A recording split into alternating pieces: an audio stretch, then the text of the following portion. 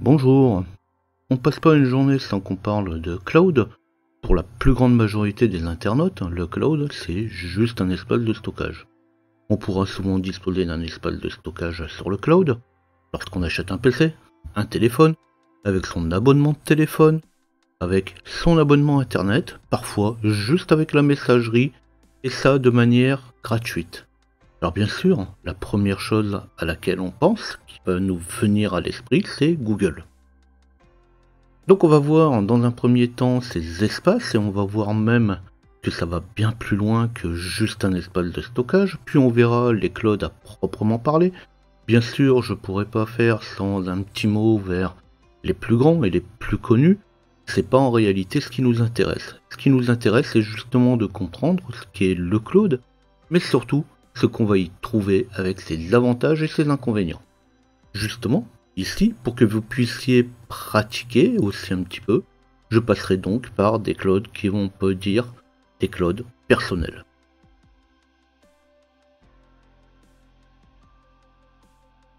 Donc je vais prendre pour commencer Google avec ses 15 Go pour l'adresse mail. Alors en fait avec la boîte mail, c'est pas 15 Go. En fait les 15 Go qu'on a disponibles en fait c'est avec le Drive. Mais beaucoup de gens n'utilisent finalement que la partie mail. Alors, ce n'est pas le plus sécurisé, en tout cas c'est ce qu'on va pouvoir lire. Alors attention quand même, il y a des grandes entreprises qui utilisent le cloud de Google, ce n'est pas non plus une passoire. Alors attention aux conneries qu'on va pouvoir entendre et lire, halte à la parano, je n'ai pas de secret d'état à garder. Comme j'ai travaillé longtemps dans la sécurité, je m'en préserve quand même un petit peu. Je n'ai pas de mot de passe ou de numéro de carte d'enregistrer dans le Google. Et quand même bon, ce n'est pas des mots de passe top secret. Tout au plus, ça serait un compte à gauche ou à droite. Ça pourrait, en tout cas, ne pas être un compte bancaire, parce que là par contre, je n'ai aucun numéro de compte d'enregistré sur aucune machine. Alors pour quelques euros, vous allez pouvoir disposer de 100 ou 200 Go d'espace disponible. Pour 10 à 100 euros, c'est des terras dont vous allez pouvoir disposer. Pour 10 euros par mois, vous allez pouvoir disposer de 2 Tera. Alors en réalité, ça va quand même beaucoup plus loin que ça. Alors chez les autres aussi, pas plus l'un que l'autre, et de toute façon, les prix se valent. On va disposer d'applications, des applications de bureautique, de chat, d'échange, de partage. Tant et si bien que de nombreuses entreprises n'utilisent plus que ça. Alors bien sûr, en plus de ces avantages, en plus de ces applications, on peut en plus travailler à plusieurs sur un même fichier. Donc ici je vais descendre en bas des applications, afficher les autres applications disponibles, afficher toutes les applications. Donc les premières c'est normal, c'est un petit peu de publicité, c'est destiné à tout le monde. Et là aussi je vais descendre. Et tout en bas, on va retrouver un ensemble d'applications et on va retrouver encore les applications pour entreprises et les autres pour développeurs.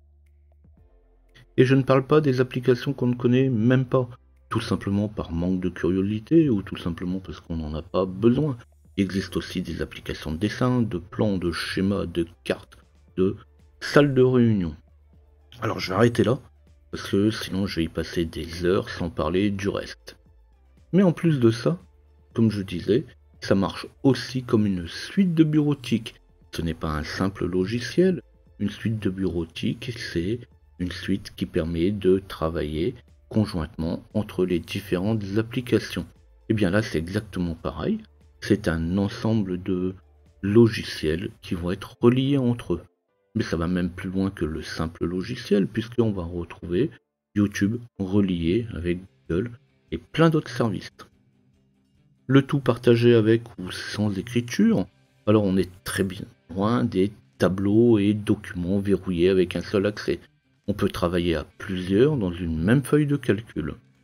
Alors pareil, là je parle de feuille de calcul, et ça peut être présentation, document, texte, ou ce qu'on voudra. Et c'est marqué et affiché en clair pour Google, ce qui permet de le montrer. Mais je le redis, pas plus Google qu'un autre.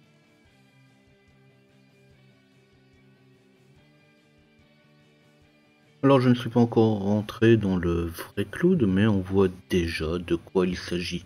Un espace dématérialisé avec plein de services fournis. Justement, quelle est la limite des services fournis? Eh bien en fait, il n'y en a aucune. Ça peut être de la sécurité, du firewall, des routeurs, des switches, des machines, des serveurs, du stockage de données, et pourquoi pas même du stockage de secrets, des services d'applications privés comme publics. Donc en fait, on va retrouver de tout. Donc déjà, je vois les sceptiques avec leur jeu.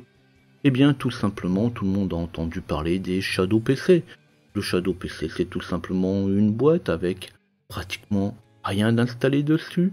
Et puis, comme on peut pas dématérialiser une carte vidéo, eh bien c'est pas grave, on met juste la carte sur le PC. Avec l'intelligence artificielle, surtout ce qu'il y a derrière dans le cloud, il n'y a pratiquement pas de temps de latence. De toute façon, ne croyez pas être le seul à y avoir pensé. Toutes les entreprises migrent sur le cloud. Pensez-vous que de toute façon, elles-mêmes n'auront pas fait tous les essais avant d'avoir fait leur migration? Alors je ne peux pas parler du cloud sans parler des inconvénients.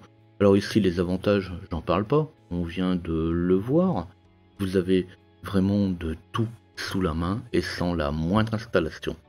Ce qui explique aussi que depuis quelque temps dans mes vidéos, je parle de moins en moins d'installation pour ne me concentrer que sur l'utilisation. Alors bien sûr, l'un des inconvénients les principaux, c'est qu'il va falloir un accès à l'Internet. La disponibilité de la connexion est bien entendu primordiale. Avec le télétravail qui démocratise, l'Internet de toute façon, je n'en parle pas. Second inconvénient, c'est qu'il faut payer le service. Alors bien sûr, c'est pas cher en comparaison. Souvent, on ne paye que ce qu'on consomme. Alors cher, pour qui n'utilise pas tous les services, à la maison, on fait par exemple très peu de sauvegarde. Par contre, en entreprise, c'est obligatoire. Quand vous disposez d'un cloud, vous ne vous souciez pas des sauvegardes. C'est l'opérateur qui s'en charge. Alors on va payer, par exemple, pour le stockage, comme je disais tout à l'heure, 10 € pour 2 Tera. Ça fait 120 € par an. Mais la sauvegarde est double, on n'a pas de perte. La copie, par contre, c'est la vitesse de l'Internet. Si vous essayez de transférer un gros fichier, vous allez en avoir pour beaucoup plus de temps. Donc, quand vous avez une bonne connexion, effectivement, ça se passe pas de la même manière. Donc tout est relatif. Mais pour l'entreprise, quand même, c'est très intéressant. On laisse la partie technique aux soins de l'opérateur. On n'a pas besoin de se soucier des sauvegardes, de la disponibilité, ce qui va permettre de se concentrer sur l'essentiel du métier. Et là, je passe pour le reste. Bon, comme je l'ai dit au début, je suis obligé de parler des leaders du marché. C'est normal, ici je ne donnerai pas d'avis, c'est l'un ou l'autre, chacun propose de toute façon ses propres services. Tous mieux l'un que l'autre. Alors bien sûr, on va retrouver Azure avec le pack Office. Alors bien sûr, pack Office que l'on va payer. Mais on a aussi GCP avec tous ses outils intégrés, ou encore AWS. Donc là, je parle vraiment des grands leaders mondiaux. On connaît bien sûr OVH qui est au niveau français. Donc j'aborderai plutôt ces grands clouds dans d'autres vidéos. Chacun propose une partie de service gratuitement. C'est aussi un petit peu de cette manière où ils vont faire de la publicité. Alors bien sûr, ça c'est très avantageux pour l'informaticien. Et de toute façon, on verra après quelle technologie ils utilisent. Et on verra que justement, ça ne coûte rien de proposer une partie des services gratuits. Alors comme j'aborde déjà le sujet dans d'autres vidéos, je ne vais pas rentrer dans de longues explications. Ils proposent tous les services qu'on a vus juste avant. C'est plus une question de choix, d'avis. Peut-être tout simplement d'habitude de choisir l'un ou l'autre. Et puis ça va dépendre aussi des décideurs. Parfois ou souvent, c'est imposé. Alors ça plaît à l'un ou l'autre, Là, je laisse les avis se mettre en avant, je n'ai pas de préférence. Justement, quand on sait comment ça fonctionne, quand on sait de quoi on parle, il n'y a pas de préférence pour les uns ou pour les autres. Alors on est quand même sur les grands leaders, avec des prix équivalents, donc ça c'est normal, c'est une question de concurrence, avec des services équivalents, donc là aussi c'est la même chose, ils sont bien obligés d'aligner leurs services entre fournisseurs. Disponibilité, fiabilité, support, c'est tous presque pareil. Alors ça peut être aussi très spécifique, mais là je ne vais pas rentrer dans cette polémique un petit peu infantile.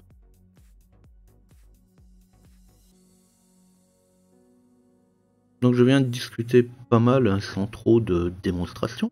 C'est un petit peu dommage pour de la vidéo qui est quand même par principe démonstratif. Alors on a parlé des clouds et des outils du cloud.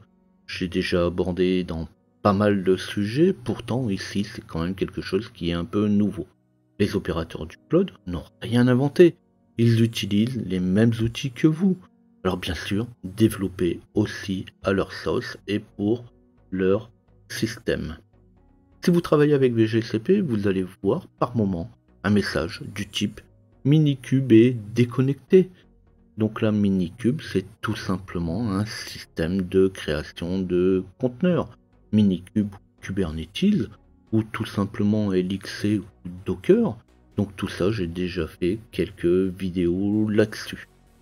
Alors OpenStack, ça c'est pour une autre vidéo, mais vous pouvez aussi avoir des machines avec KVM, QEMU. Donc ça c'est pour les plus gros systèmes. Les services vont de la machine de base, avec tout simplement 500 mégas de RAM, un CPU, donc tout simplement un petit conteneur, au super serveur. Alors si vous travaillez avec AWS ou OVH, donc bien sûr, ça va être le cas où ils vont fournir souvent des machines et principalement des machines. Mais bien sûr, il y en a d'autres qui fournissent du cloud de toute façon aux entreprises.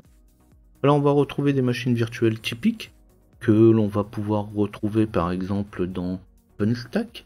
Donc là c'est pareil, c'est rien de nouveau, j'en parlerai après un petit peu avec Nextcloud. Ils sont obligés aussi de cumuler les différentes technologies. Donc ça va pouvoir être de fournir des services de conteneurs, de VM, de services web. Et là, il n'y a pas de mystère de toute façon, pour fournir des VM dimensionnés directement, eh bien, il n'y a pas grand chose de mieux qu'OpenStack.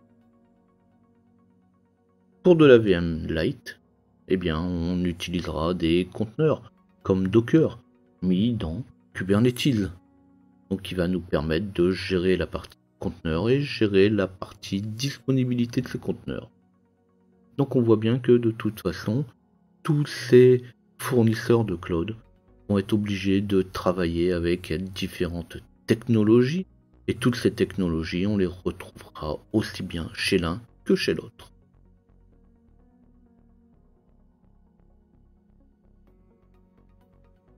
Donc comme j'ai déjà pas mal passé de temps dans des explications, je vais pas rentrer dans de gros systèmes comme OpenStack, Kubernetes ou Docker. Docker qui est utilisé par exemple par OVH ou AWS.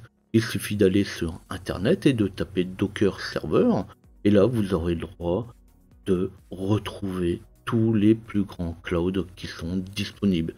De toute façon, comme je viens de l'expliquer, ils utilisent tous plusieurs technologies. Ça va être suivant les besoins et suivant ce qui va être proposé.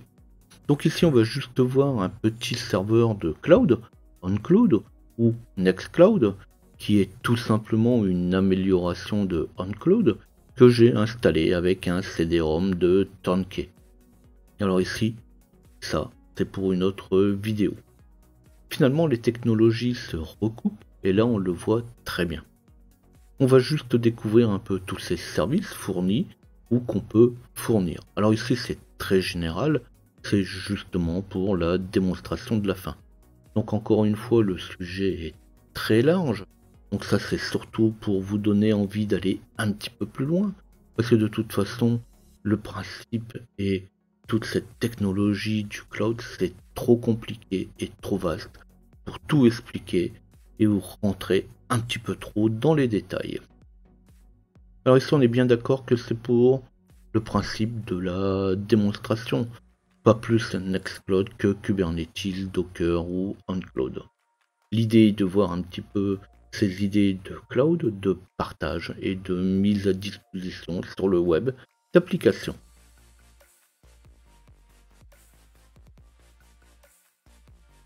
Donc justement avec le cloud et les systèmes actuels, on installe de moins en moins. Ce n'est plus la peine, encore plus avec le cloud. Donc Turnkey Linux ici tombe à pic. Il n'y a pas trop à s'en faire, le système est tout installé et configuré sans aucune intervention. Alors justement, on ne sait pas non plus ce qu'on y trouve, il y aura donc toujours une période d'adaptation pour pouvoir s'adapter au système. Alors rassurez-vous, votre employeur, votre futur employeur en est bien conscient. Bon, pendant que je discutais, vous avez eu le temps de vous habituer au système. Après, ce type d'employeur existe aussi. Il va vous donner tout le temps pour prendre en main le système et 2 jours après, il considère que vous connaissez déjà tout. Donc c'est comme ça fait partie du jeu. Donc il y aura aussi toujours un gros travail en parallèle. Donc je reviens à mon Nextcloud. Pensez quand même à éditer le fichier /var /ww/nextcloud /config/config.php pour pouvoir lui rajouter l'adresse IP du serveur dans la partie 2 si vous avez des soucis de connexion. Alors attention aussi avec l'installation entre clavier français et anglais. Alors au besoin, il suffit de mettre un mot de passe simple qui vous suffira de changer après. Alors ici encore une fois, c'est juste pour une petite configuration. J'y ai rajouté quelques-uns de mes fichiers, mais pour vous, ce fourni de base suffiront pour découvrir un peu. Alors je vous ai aussi dit que j'étais parti sur une machine Turnkey, Nextcloud ou OnCloud, quel que soit le système, ça restera un Nextcloud. Pour rappel, c'est pas un tuto sur Nextcloud, mais un tuto sur le cloud en général. Alors vous oubliez alors la configuration, les commandes, les raccourcis, c'est juste pour voir. Par contre, être à l'aise avec tout ce qu'on trouve, de toute façon, n'est jamais mauvais. Donc je parlais des clouds avec leur proposition de services. Alors bien sûr, on va retrouver tout type de cloud. Le cloud qui fournit des machines, un petit peu comme on le trouve chez OVH. Alors justement, je ne fais pas de publicité, mais aussi juste du partage cloud comme le Drive de Google, où l'on dispose d'un espace de stockage. Donc ça c'est le plus courant pour les utilisateurs de base, et comme je disais, avec des partages fournis suivant les fournisseurs internet ou de téléphonie par exemple. Alors si on va plus loin dans Google Drive, on va voir que le partage va justement un peu plus loin avec quelques applications de bureautique, dessin, visionnage, plan. Nextcloud ou OnCloud, c'est un petit peu ça. Ne vous attendez pas à voir un partage avec des machines virtuelles, il faudra aller plus loin dans le cloud, du type OpenStack. L'idée, je l'ai déjà dit, n'est pas de rentrer là-dedans. L'idée est juste de découvrir qu'est-ce que ça peut donner.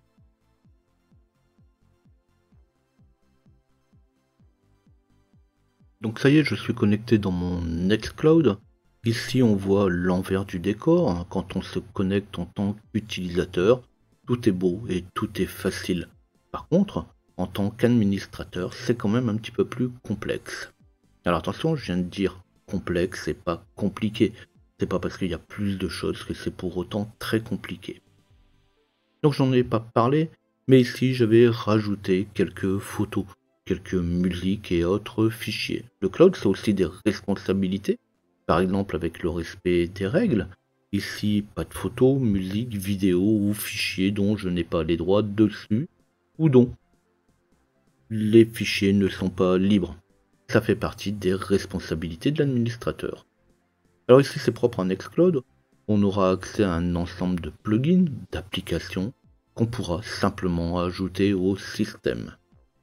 Alors on les retrouve dans la plupart des systèmes. l'utilisation est la même, on est basé sur du système web, donc souvent elles sont compatibles entre elles. Les applications qu'on va retrouver ici dans Nextcloud, on va les retrouver dans OnCloud et on va les retrouver dans la plupart des systèmes de cloud. Le déploiement pourra aussi un peu changer d'un système à l'autre, mais rien de bien méchant dans ces applications. Et on garde en tête la position de chacun. On est ou utilisateur, ou administrateur, ou gestionnaire, ou installeur. Mais on ne fait jamais tous en même temps. De toute façon, aujourd'hui, il faut bien cloisonner ses rôles, parce que chacun a effectivement son travail. On ne peut plus tout faire et être capable de tout faire. Donc dans le cas de Nextcloud, mais ça change de toute façon avec le système, les applications apparaissent sous forme d'icônes avec différentes activités possibles. Donc suivant ce qui est disponible ou suivant ce qui a été installé sur le système.